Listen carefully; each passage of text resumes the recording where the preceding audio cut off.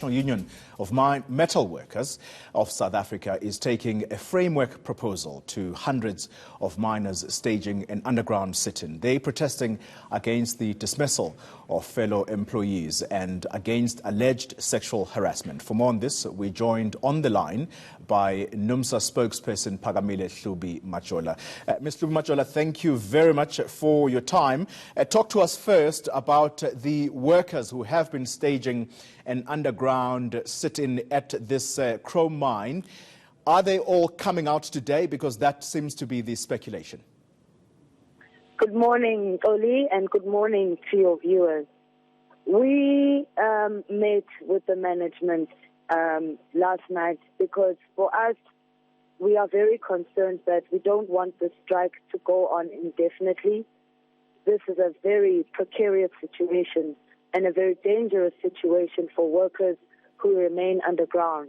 And our goal was to find some kind of framework that we hope will end the strike.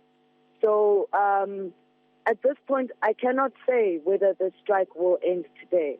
What I can say is that we are going to present this proposal to our members. And if our members accept this proposal, then indeed the strike can end today. Before we go into the detail of that framework, talk to us about the number of workers who've now been taken to hospital and give us the number of those that remain underground. Well, what I can tell you is that when the strike began, we had 290 members who are underground. So far, about 12 have been hospitalized for dehydration, hunger, or illnesses related to conditions that they had. You know, some of the workers who embarked on the sit-in are on chronic medication. So some fell ill due to the fact that they were unable to access their chronic medication for the time that they participated in the sit-in. At this point, I can't give you an exact figure of exactly how many are underground, but I know that it is more than 200. Now, what I can say also with regards to the situation is that, you know, it has been a very, very, obviously very stressful time for their family members who have also been literally sitting above ground, waiting with them, hoping that their loved ones are safe underground, but also supporting them in a show of solidarity. So it's really been a very difficult time for our members and their families for having embarked on this type of protest. Take us through some of the highlights of this framework that you're taking to the workers. And do you have a sense, perhaps are you optimistic, is the word I should use, that the workers will accept that framework? What I can just want to remind your listeners, your viewers, that on Sunday night, you'll remember that the management of Lanxess met with Numsa. The SAFTU General Secretary was also there in those negotiations, and he was there as well last night. So it was a negotiation involving SAFTU, Numsa, and the management of Lanxess. We actually came pretty far on Sunday with a framework. And that framework, you'll remember that the demands of our members are principally around disciplinary action which must be taken against the mine captain who's alleged to have sexually harassed this mine worker.